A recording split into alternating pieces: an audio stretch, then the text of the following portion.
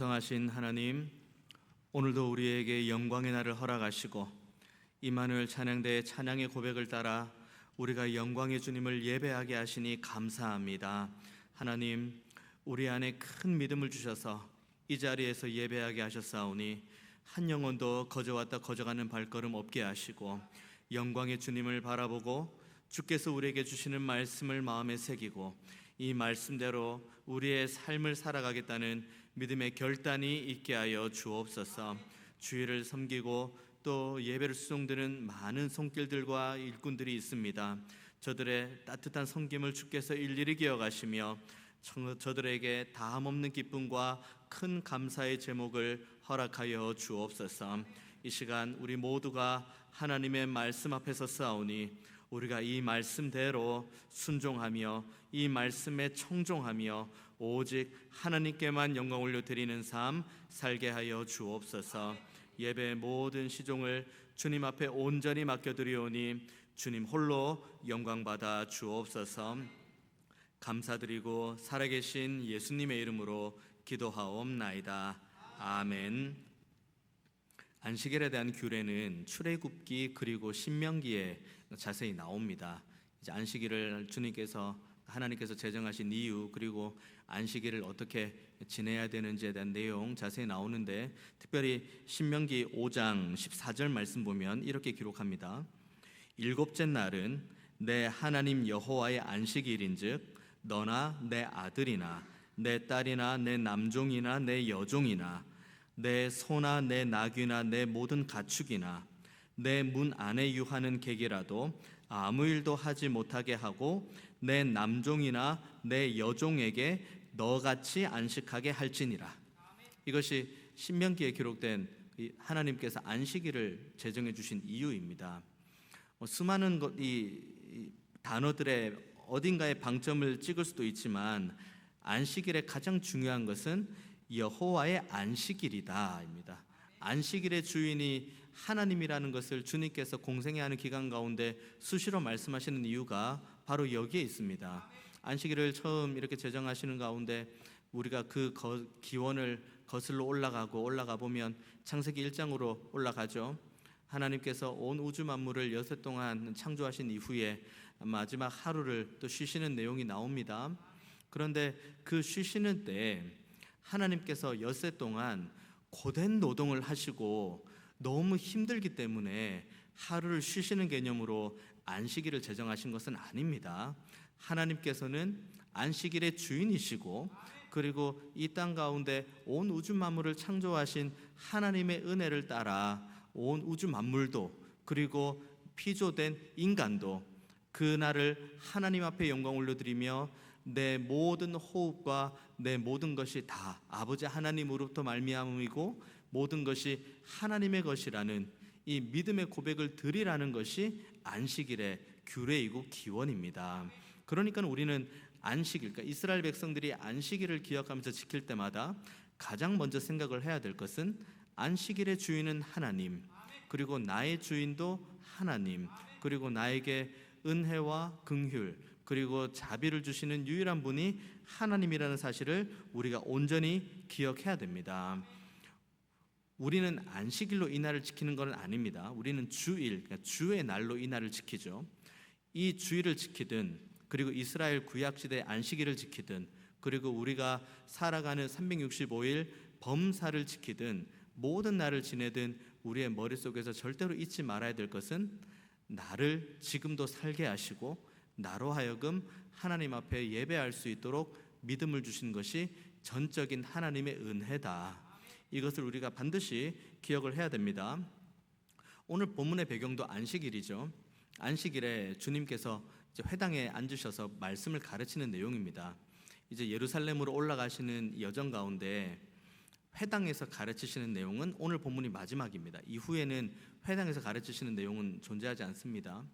회당에 앉아서 주님께서 하나님의 말씀을 가르칩니다. 앉아 계시는 분들도 이렇게 고개를 끄덕이면서 하나님의 말씀을 받겠죠. 그렇게 하나님의 말씀을 가르치는데 11절에 보면은 한 여인을 오늘 누가가 소개를 합니다.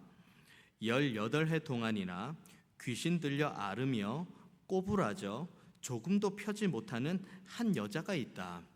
그러니까 이 여자에 대해서 아무래도 직업이 의사이니까 누가가 그러니까 좀 자세히 기록을 하고 있죠. 18해 동안 꼬부라져 있는데 그래서 펴지 못하고 그래서 고통 가운데 있다. 그리고 이 이유가 귀신이 들려서이다. 이것이 11절에 나와 있는 내용입니다. 한번 이 여인의 삶을 한번 우리가 가만히 보면 우선 이 여인은 18해 동안이나 몸이 구부러져 있는 상태입니다. 그러니까 질병 가운데 있죠. 그러니까 많은 사람들이 생각을 할 겁니다. 저 사람이 저렇게 오랫동안 질병이 있는 이유는 누구 죄 때문일까? 아니면은 얼마나 많은 죄를 지었으면 저런 일을 당할까라는 사람들의 손가락질과 따가운 눈총 받습니다. 게다가 이 사람이 이와 같은 병에 걸린 이유가 귀신이 들렸다라고 이야기를 합니다. 귀신이 들렸으면 일단 이 사람은 부정한 사람입니다. 이스라엘 안에서 다른 주변의 사람들과 온전한 교제를 이룰 수가 없는 사람이죠. 일단 몸도 아파요. 몸도 구부러져 있습니다. 18해 동안. 일단은 몸이 아파서 괴롭고, 그리고 사람들의 따가운 눈총 받고, 그리고 사람들로부터 부정하다는 인식을 받습니다. 그 가운데 회당 안에 들어오지 못하고 회당 밖에 어딘가에 있습니다. 왜냐하면 일단 그때 당시 회당에 여인들은 들어올 수 없고, 게다가 귀신 들린 사람이니 회당 안에 들어올 수는 당연히 없습니다. 그런데 주님께서 이 여인을 보시고 이렇게 말씀하시죠. 12절 말씀. 예수께서 보시고 불러 이르시되 여자여 내가 내 병에서 놓였다 하시고 안수하시니라고 합니다. 오늘 본문에서 보면 이 여인이 주님, 제가 18해 동안 참 고통스러웠습니다. 귀신이 들려서 오랫동안 몸이 구부러져 있어서 펼 수도 없습니다. 주님 도와주세요 라는 요청의 기도는 단 한 절도 나오지 않습니다. 다만 회당 밖 멀리에 있을 뿐이었죠. 하지만 주님께서 이 영혼을 향한 온전한 사랑과 긍휼이 있는 거예요. 신명기 여기 5장 14절 말미에 나와 있는 내용과 똑같은 내용입니다. 모두가 다 안식을 하는데, 그리고 하나님께서는 너와 같이 모두가 다 안식하기 원하는데, 그 안식의 대상이 아까도 우리가 함께 봤던 것처럼 아들, 딸, 남종, 여종, 소, 나귀, 객 모두가 다 포함이 된 거죠. 그러니까 이 시대, 그러니까 누가복음 13장에 기록된 이 시대로 거슬러 올라오면 안식이 선포되어지는 것은 회당 안에 있는 사람들뿐만 아니라 회당 밖에서 고통받고 있는 사람들에게도 동일하게 선포가 되어져야 되는 말씀이죠. 그러니까 엄밀히 말하면 우리 주님께서는 안식일의 규례를 너무 잘 지키고 계시는 겁니다. 하나님이 주인이시라는 것 너무 잘 알고 계시고, 그리고 누군가가 이 회당 안이든 회당 밖이든 누군가가 안식하지 못하고 고통하고 괴로움 가운데 있는 것을 바라보시며 그 영혼에게 주시는 말씀, 여자여 내가 내 병에서 놓였다 하시고 안수를 하십니다. 그래서 이 여인은 오랫동안 귀신 들려 있는, 그래서 18해 동안 몸이 구부러져 있는 상태에서 아브라함의 딸이라는 이름을 받게 됩니다. 이 여인은 아무것도 구하지 않았죠. 하지만 하나님의 은혜로 완전히 나았습니다. 그래서 이 여인이 곧바로 한 것이 무엇입니까? 13절 말씀, 여자가 곧 펴고 하나님께 영광을 돌린다. 우리가 꿈꾸는 안식일의 모습 아닙니까? 우리가 꿈꾸는, 지금 우리로 따지면 우리가 정말 바라는 주일의 모습 아닙니까? 수많은 문제와 어려움을 가지고 이곳으로 옵니다. 그리고 주님 앞에 우리의 모든 것을 다 쏟아냅니다. 찬양하고 기도하고, 그리고 말씀을 받고 또 이 말씀을 붙들고 이렇게 살아가겠다는 믿음의 결단을 하는 그 모든 일련의 여정이 우리의 믿음의 여정이지만 여전히 우리의 삶에는 아픔이 있고 눈물이 있습니다. 그런데 우리가 주님 앞에 구하지 않아도, 우리가 주님 앞에 일일이 우리의 아픔을 아뢰지 않아도, 오늘 본문과도 마찬가지 주님께서 다만 우리를 향해서 이렇게 말씀하시는 거예요. 여자여 내가 내 병에서 놓였다. 어쩜 우리들은 이런 모습입니다. 우리는 죄하면은 우리 머릿속에는 그 뉴스 일간지에 나오는, 그리고 이제 핸드폰을 통해서 이렇게 손가락으로 볼 수 있는 수많은 죄의 목록들이 생각이 날 수 있을지 모르겠습니다. 하지만 궁극적인 죄가 우리에게 주는, 그래서 우리가 가질 수 있는 가장 큰 피해가 뭐냐면 하나님과의 단절이에요. 죄가 없이 우리가 온전한 상태 가운데 하나님과 늘 동행할 수 있었던 그 모습, 하나님의 형상대로 지음받은 것이 우리들의 모습입니다. 하지만 그렇게 하나님과 우리가 이렇게 연합되는 가운데 그 틈에 죄가 끼어들게 된 것이죠. 죄가 끼어들면서 그 다음 하나님과 우리가 단절이 된 상태입니다. 오늘 이 여인과도 같이 오랫동안 꼬부라져 있을 수밖에 없는 모습, 그리고 어떠한 고통과 어려움을 가지고 늘 눈물 흘릴 수밖에 없는 모습, 그리고 이게 사람으로 살 모습인가, 이런 비인간적인 이런 모습, 우리 안에는 수많은 이런 고통과 아픔들이 있습니다. 그런 우리들에게 주님께서 말씀하시는 건 이리로 오라고 이야기를 하세요. 다른 곳에 가서 기웃거리지 말고, 다른 데서 우리의 도움을 찾지 말고 바로 여기, 주님께서 부르시는 바로 여기로 오라고 말씀하십니다. 그렇게 말씀하시고는 내가 내 병에서 놓였다 하시고 안수를 하십니다. 이 여인이 나은 것은 하나님의 말씀으로 나은 겁니다. 주님께서 말씀을 하셨고, 그리고 이 여인은 낫게 된 것입니다. 주의 말씀이 능력이 있다는 것은 신구약에 걸쳐서 수많은 증거들이 있습니다. 특별히 민수기 23장의 말씀을 보면, 예전 우리가 가지고 있는 이 개역 한글 성경에 보면은 시건하지 않으신 하나님, 우리가 시건한다 그런 얘기 많이 나오죠. 하나님은 절대로 시건치 않으신다 그런 내용이 민수기 23장에 나옵니다. 지금 우리로 보면은 하나님께서는 말씀하시고 그 말씀하시는 바를 다 행하신다, 이렇게 기록되어 있습니다. 이것이 민수기 23장 후반부에 나와 있는 말씀이고, 23장 전반부에 무슨 내용이 있냐면 발람 이야기가 나옵니다. 발락이 이스라엘 백성들을 저주하고자 발람을 모시죠. 발람은 이 발락으로부터 돈을 받고 이스라엘 향해서 이제 저주를 한다고 하는데, 저주를 하는 것이 아니라 축복을 하죠. 그런데 발람의 축복의 내용 중에 민수기 23장에 이런 내용이 있습니다. 이스라엘은 홀로 살게 될 것이다. 홀로 살게 되는 것이 뭐가 축복인가라고 생각할 수 있죠. 이 대목을 이해하기 위해서 전후에 하나님께서 이스라엘 백성들에게 당부해 주시는 말씀이 있는데, 지금 이스라엘은 출애굽을 해온 상태, 그리고 가나안에 가기 전 상태, 그러니까 광야 안에 있죠. 말 그대로 가운데 끼어 있는 상태입니다. 그런 이스라엘 백성에게 하나님께서 주신 말씀은, 너희들이 떠나왔던 애굽의 것들도 따르지 말고, 너희들이 가게 될 가나안의 모든 규례도 따르지 말고, 오직 하나님의 말씀만 따라라. 이것이 홀로 사는 거라고 이야기를 하는 겁니다. 이스라엘이 홀로 살 수 있는 이유는 다른 것에 있지 않습니다. 능력의 주님, 이 능력의 말씀을 온전히 순종할 때 이스라엘이 다른 어디에 가서 기웃거리지 않아도 하나님께서 책임지신다는 이 믿음을 가지고 살아가는 것, 이것이 바로 홀로 사는 겁니다. 이들이 홀로 살 수 있는 유일한 이유가 능력의 말씀이라는 것을 민수기 23장에서 말하고 있는 거죠. 히브리서 1장도 마찬가지입니다. 히브리서 1장에도 능력의 말씀이라고 이야기하며 그 능력의 말씀이 두 가지의 효과를 준다고 이야기하는데, 첫 번째는 만물을 붙드신다, 두 번째는 죄를 정결하게 하신다. 이 하나님의 말씀으로 이 여인이 나음을 얻고, 그리고 이 하나님의 말씀으로 우리가 나음을 얻습니다. 우리가 온전하게 될 수 있는 것, 이렇게 구부러진 자리에서 온전하게 서서 하나님 앞에 영광 올려 드리려고 나아갈 수 있는 유일한 길은 하나님의 말씀밖에 없습니다.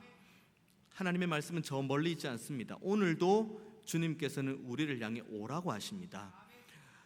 그곳에 있지 말고 오라고, 사망의 자리에 있지 말고 오라고, 문제를 끌어안고 우는 자리에만 머물러 있지 말고 이리로 오라고 이야기를 합니다. 오라고 이야기를 하시면서 주님께서 우리에게, 이 여인에게 주시기를 원했던 말씀과 똑같은 말씀을 우리에게도 주기를 원하십니다.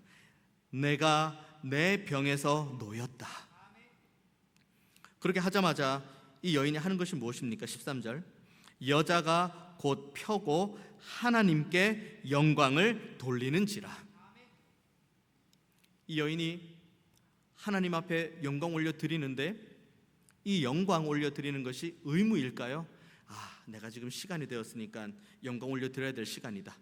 내가 지금 시간이 되었으니까 내가 제사해야 될 시간이다. 내가 시간이 되었으니까 하나님 앞에 예배해야 될 시간이다.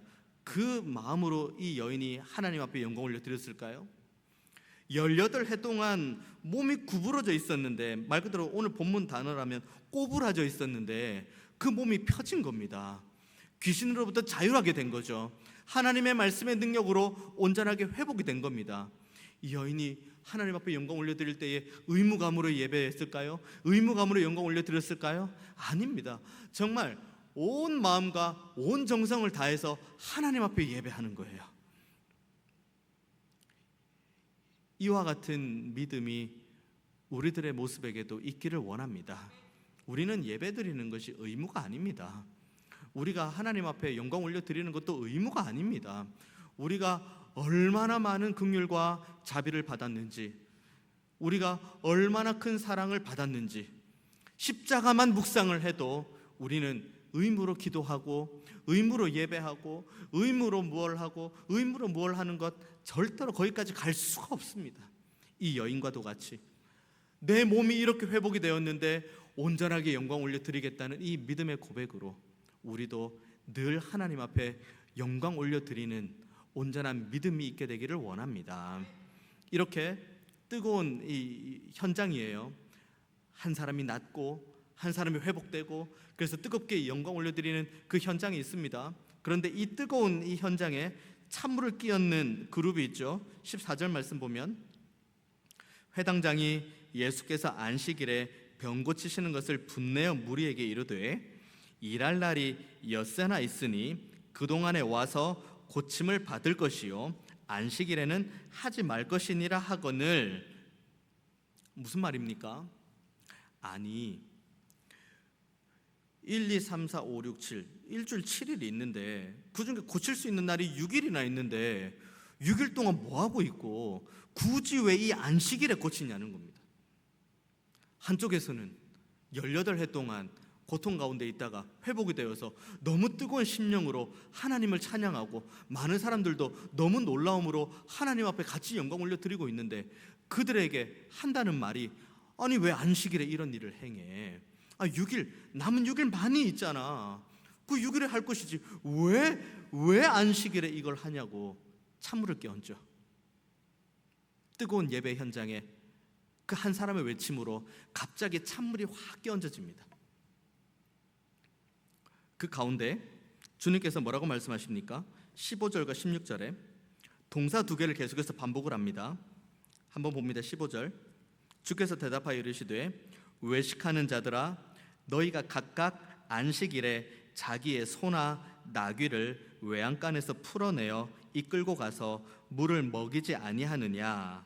그러면 18해 동안 사탄에게 매임받은 이 아브라함의 딸을 안식일에 이 매임에서 푸는 것이 합당하지 아니하냐? 두 가지를 비유하고 있죠.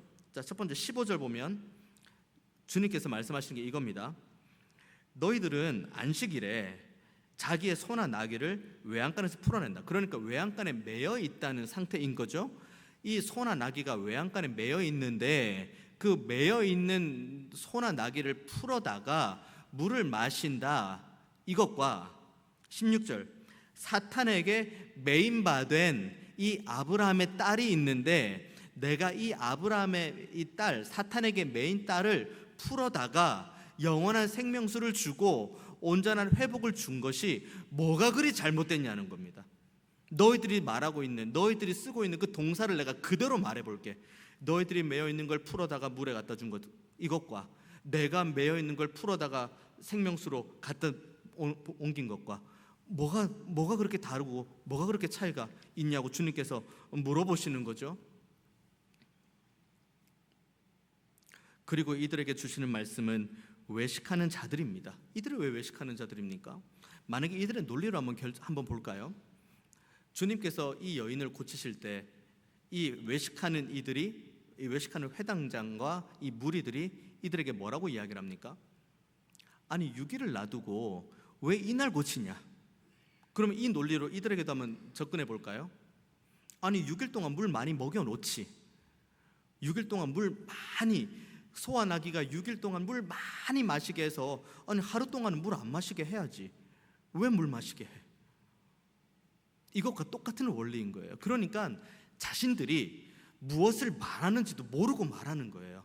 내가 지금 말하는 것이 이게 오류를 가지고 말하는 건지, 내가 지금 말하는 것이 맞는 말을 하는 건지 자신도 판단이 안 되는 상태에서 그냥 말하고 보는 거예요.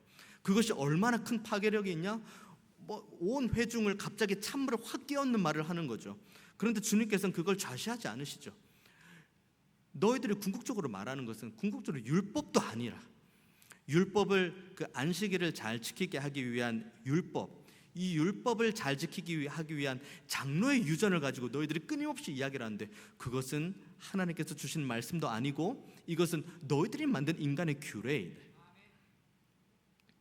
이들은 가만히 앉아서 이 회당장과 그리고 함께하는 이 몇몇 동조하는 이 회당장의 말에 동조하는 이들은 예배 이 제사하는 회당 가운데 정말 아무렇지도 않게 가만히 평안하게 앉아서는 맞습니다, 하나님 말씀 맞습니다, 아멘입니다, 고개를 끄덕이고 그렇죠, 참 감사한 말씀이죠, 오늘도 나를 사랑하시죠, 오늘도 나에게 은혜를 주시죠, 오늘도 나에게 평안을 주시죠 라고 고개를 이렇게 끄덕이고 있지만, 진정한 은혜는 단 하나도 경험하지 못한 이들이 이들입니다. 방금 정말 뜨겁게 은혜를 경험한 이가 뭘 했는지 보십시오. 비난을 했습니까? 그리고 누군가를 향해서 책망을 했습니까? 방금 은혜 받은 이가 무엇을 했습니까? 하나님께 영광을 올려드렸어요. 이 모든 것은 하나님의 은혜이니 하나님께 영광 올려드립니다. 그런데 오히려 거기에서 그래, 좋은 말씀이야, 너무 훌륭한 말씀이야, 나도 저런 말씀 나도 마음 가운데 새겨야지 라고 한 이들이, 그리고 어떠한 은혜도 받지 않은 이들이 이 모든 것들을 보자마자 처음 하는 행위는 비난이고, 그리고 책망이고, 그리고 그들을 향한 원망입니다. 그들을 향해 주님께서 하시는 말씀은 이 외식하는 자들아입니다. 다른 것들은 다 차치하고, 제가 동사 2개 가지고 15절 16절 말씀을 쭉 이야기했습니다만은 다른 건 다 차치해 두고 한 가지만 한번 비교해 봅시다. 소나 나귀가 귀합니까? 아브라함의 딸이 귀합니까? 소나 나귀를 가지고 안식일에 풀었다가 물을 먹이는 게 중요합니까? 18해 동안 꼬부라져서 온전하게 이 사람 구실을 못하고, 말 그대로 사람과 온전한 관계를 맺지도 못하고, 회당 안에 예배는 이 언감생심 꿈도 못 꾸는 그 사람이 하나님 앞에 영광 올려 드릴 수 있는 자리로 인도해 내는 게 뭐가 중요합니까? 이 본문을 보면서 저는 저 자신을 봤습니다. 내가 혹시 이 회당장과 같은 모습은 아닐까? 내가 혹시 이 예배의 자리, 이 본당에 서가지고는 정말 아무렇지도 않은 듯 너무 평안해요, 너무 감사해요, 하나님 말씀 너무 좋습니다, 하나님의 은혜가 너무 좋습니다 라고 하고는 돌아서서는 바로 누군가를 향해 책망하고 비난하고 원망하는 내용, 그런 모습이 우리에게 혹시나 있는 것은 아닌가? 그 기준도 하나님의 말씀의 기준이 아닌 내 생각과 내 기준으로 하는 우리들의 모습이 있는 것은 아닌지 저 자신이 먼저 반성이 됩니다. 나는 혹시 소나 나귀, 소하고 나귀가 있고, 그리고 아브라함의 딸이 있는데 아브라함의 딸들보다 소나 나귀를 더 소중하게 생각하는 거 아닐까?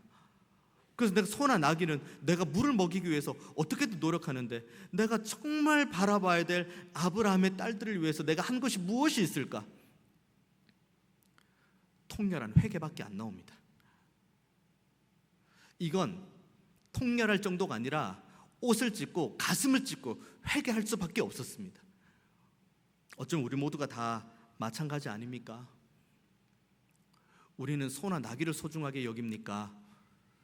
아니면 아브라함의 딸들을 소중하게 여깁니까?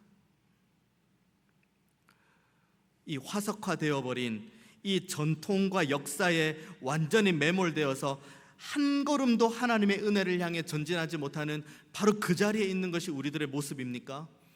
아니면은 영광 올려드리며 하나님 앞에 감사하는 자리에 우리들이 있습니까? 한번 저 자신에게 질문했던 걸 여러분들에게도 한번 질문하기를 원합니다. 1번 질문, 이 본문에서 누가 정말 꼬부라진 자인가? 1번 여인, 2번 회당장. 자, 2번 질문, 나는 지금 꼬부라져 있나? 아니면 나는 지금 펴져 있는 상태인가? 여전히 그 전통과 그 모든 것들이 얽매여 가지고 여전히 구부러져 가지고는 하나님을 온전히 바라보지 못하는 그 상태에 머물고 있는가? 아니면 하나님의 은혜를 받고 하나님 앞에 영광 올려드리는 그런 상태에 있는가? 이 질문 앞에 저도 여러분도 정말 진실하게 한번 대답해보는 저와 여러분 다 되기를 원합니다. 오늘 본문 보십시오. 17절 마지막에 이 이야기를 하니 예수께서 이 말씀을 하심에 모든 반대하는 자들은 부끄러워하고 온 무리는 그가 하시는 모든 영광스러운 일을 기뻐한다. 부끄러운 걸 알아요. 하나님의 말씀에 비추어 보면 부끄러운 걸 압니다. 사람의 말로 부끄러운 게 아니에요. 하나님의 말씀 앞에 우리 자신을 세워보고 우리가 만약에 내가 꼬부라져 있다, 내가 지금 펴지 못한 자리에 있다, 그리고 여전히 꼬부라진 상태 가운데서도 펼 만한 마음의 준비가 되어 있지 않다, 그럼 우리는 여전히 부끄러움 가운데 있는 거예요. 그리고 이 부끄러움 가운데 있습니까? 그럼 우리는 정말 옷을 찢고 마음을 찢고 회개하는 자리로 가야 됩니다. 하지만 우리가 정말 이 은혜를 받았습니다. 너무 큰 은혜를 받았어요. 십자가에 달리신 그 주님의 그 보혈의 공로, 나를 위해 살을 찢으시고 나를 위해 피를 흘리신 그 주님의 은혜로 내가 지금 살았어요. 그럼 우리는 더 이상 꼬부라져 있을 수가 없습니다. 우린 펴야 돼요. 우리는 하나님을 바라봐야 됩니다. 그리고 하나님께 감사해야 되고 하나님께 영광 올려드려야 됩니다. 이 본문의 핵심이 뭔지 아십니까? 꼬부라져 있다는 이 동사 자체의 이 뜻에 진행되어 있는 이 헬라어 뜻이 포함되어 있습니다. 그러니까 18해 동안 꼬부라져 있는 게 사실인 거죠. 그런데 영광을 올린다라는 단어도 그 다음 절에 나옵니다. 영광 올린다는 단어가 어떤 의미가 헬라어에 내포되어 있냐면 꼬부라져 있다가 회복됐습니다. 하나님 감사합니다, 영광 받아주세요 라고 한 번 하고 끝나는 것이 아니라 지속적으로 계속 끊임없이 영광 올려드리는 내용이 이 단어에 포함되어 있습니다. 꼬부라져 있는 자리에서 돌아오십시오. 그리고 하나님 앞에 끊임없이 영광 올려드리는 그 자리로 돌아오십시오. 그리고 하나님 앞에 지속적으로 하나님의 더 큰 은혜를 사모하는 자리로 부디부디 돌아오십시오. 꼬부라져 있다면, 부끄러움 가운데 있다면 회개하십시오. 우리의 회개를 주님께서 기쁘게 받아주실 것이고 오라고 이야기를 하실 겁니다. 그리고 펴라고 우리에게 명령해 주실 겁니다. 그때 펴져 있는 우리의 모습으로 끊임없이 하나님 앞에 영광 올려드리는 우리 모두가 다 되시기를 원합니다. 매임에서 끊어내기 위해, 사탄의 매임에서 우리를 끊어내기 위해 하나님께서 어떠한 대가를 지불하셨는지를 기억하십시오. 그리고 우리는 이 큰 은혜와 사랑에 감격하고 날마다 하나님 앞에 정말 말 그대로 주님 다시 오실 때까지 영광 올려드리는 삶에 쉬지 말고 끊임없이 하나님 앞으로 나아가는 우리 모두가 다 되시기를 주님의 이름으로 축원드리겠습니다. 기도하겠습니다. 은혜가 풍성하신 하나님, 우리에게 은혜를 주시고 우리에게 매임받은 상황에서 끊어서 하나님의 영광을 바라볼 수 있는 자리로 인도해 주시니 감사합니다. 하나님, 우리가 이 놀라운 은혜를 받았사오니 이제는 하나님께만 영광 올려드리는 삶으로 살아갈 수 있도록 주께서 우리의 믿음을 굳건하게 하여 주옵소서. 무엇보다 우리를 사랑하시는 그 하나님의 사랑 앞에 감사하고 우리를 사랑하시는 그 하나님의 은혜 앞에 더 크게 나아가며 무엇보다 우리가 하나님 앞에 영광 올려드리는 걸음걸음이 주변의 상황과 환경에 의해 영향받지 않게 하시고 어떠한 상황과 환경 가운데서도 끝까지 충성되이 하나님 앞에 영광 올려드리는 삶 살게 하여 주옵소서. 감사드리고 살아계신 예수님의 이름으로 기도하옵나이다. 아멘.